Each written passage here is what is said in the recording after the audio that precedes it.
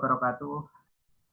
Terima kasih atas undangan yang disampaikan kepada saya untuk berbicara tentang bagaimana mengembangkan keistimewaan Jogja ini agar supaya dapat mendukung program pembangunan yang berkelanjutan dan khususnya untuk mencapai tujuan masyarakat adil dan makmur. Saya kira dalam kesempatan ini saya ingin lebih berbicara mengenai bagaimana kita mampu menciptakan sebuah sistem sirkulasi antara produk, pasar, dan kemudian negara di dalam upaya untuk meningkatkan kesejahteraan bagi masyarakat. Yang pertama, tentu kita membutuhkan suatu data yang bagus mengenai potensi yang ada di dalam keistimewaan Yogyakarta.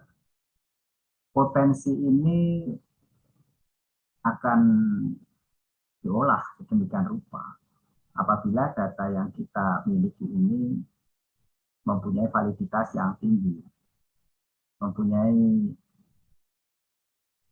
kenyataan yang memang potensi itu ada di dalam keistimewaan di Yogyakarta.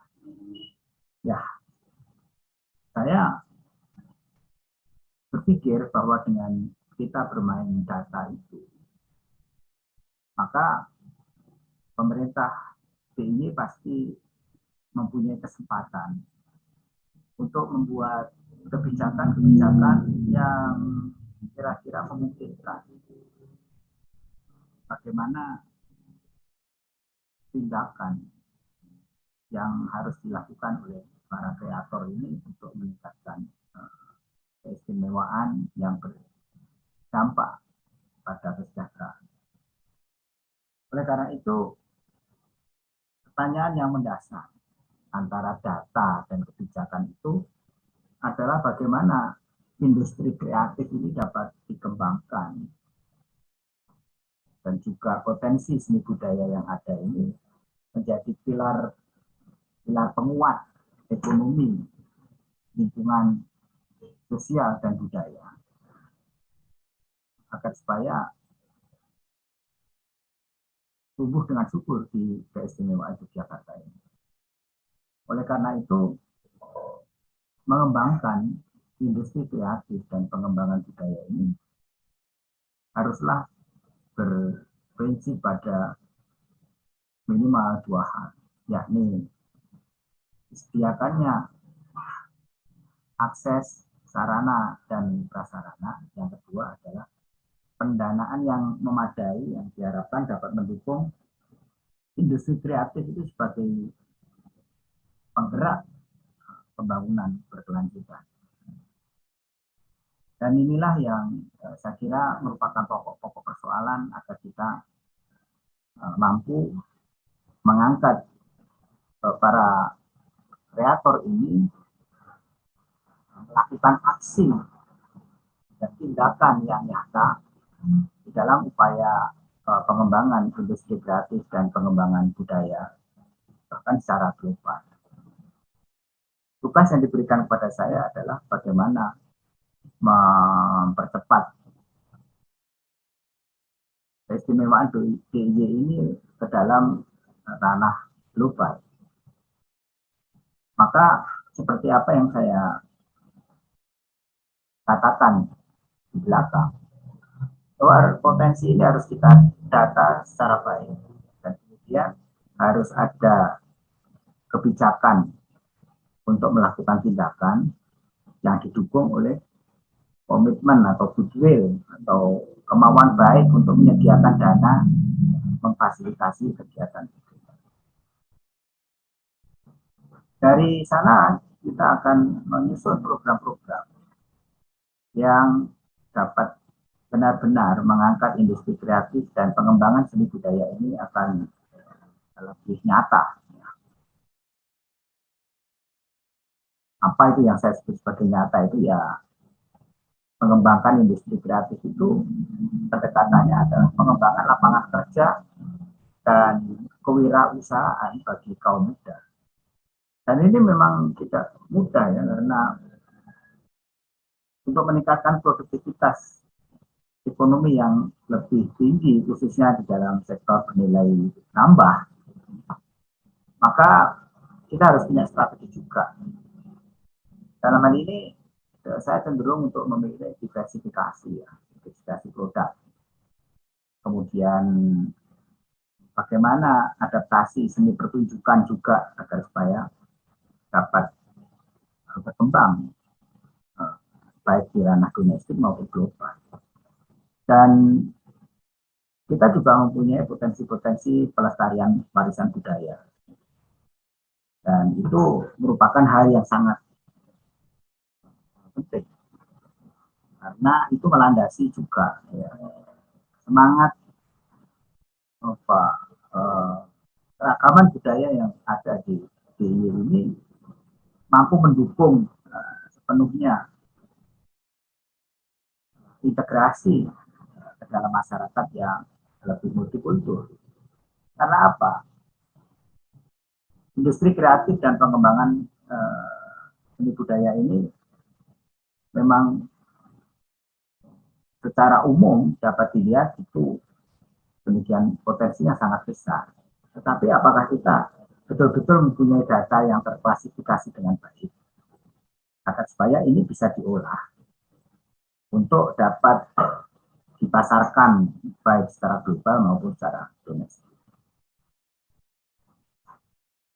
Saya sendiri bergerak dalam wilayah industri kreatif, pertunjukan, kerajinan, dan juga kuliner.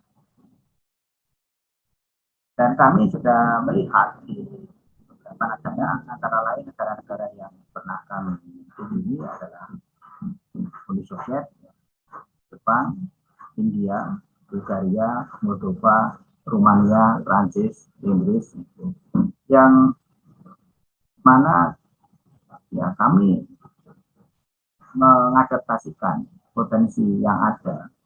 Saya membawa wayang, batik, dan kuliner bekerja sama dengan Kementerian Luar Negeri dan KBRI di mana negara setempat. Kita dapat menawarkan program-program yang berdampak pada industri kreatif. Terutama kita melihat potensi-potensi untuk marketing atau pemasaran untuk kuliner dan seni pertunjukan, yang mana dampak secara ekonominya akan sangat besar. Tapi hal itu tidak akan mudah. Karena apa? Karena kita harus memiliki seperangkat pengetahuan untuk menjaring bagaimana aspek-aspek legal, aspek-aspek higienisme, kemudian dan juga aspek kesehatan, termasuk juga distribusi bahan-bahan mentah. Ini yang belum kita pikirkan secara mendalam. Dan apabila kita ingin seperti negara-negara Cina, Muangkai, Jepang, di mana setiap kota, hampir setiap negara di dunia ini memiliki warung-warung kuliner. Nah, kita tidak sebanyak itu, belum mempunyai satu kebijakan yang akumulatif gitu. Nah, karena sekarang ini era yang terbuka dan provinsi juga dapat dibenarkan untuk melakukan hubungan secara langsung dengan luar negeri yang kita sebut para diplomasi. Jadi bekerja sama dengan Kementerian Dalam Negeri dan Kementerian Luar Negeri untuk dapat secara langsung berkomunikasi dengan negara-negara setempat. Nah, dengan demikian adanya sinergi kekuatan institusional negara ini maka dapat memberikan akses dan fasilitasi bagi industri kreatif, UKM, dan para seniman untuk dapat mengekspresikan potensinya di luar negeri, baik itu secara ekonomi, secara sosial, maupun secara budaya. Itulah pokok-pokok pikiran yang ingin saya sampaikan dalam rangka meningkatkan keistimewaan DIY ini. Industri kreatifnya dapat berkembang baik secara domestik maupun secara global. Saya kira demikian pengantar saya, dan kita dapat berdiskusi secara panjang lebar tentang bagaimana implementasi dari sebuah konsep ke dalam karya nyata yang dapat berimpak kepada kesejahteraan. Sekian, wassalamualaikum warahmatullahi wabarakatuh.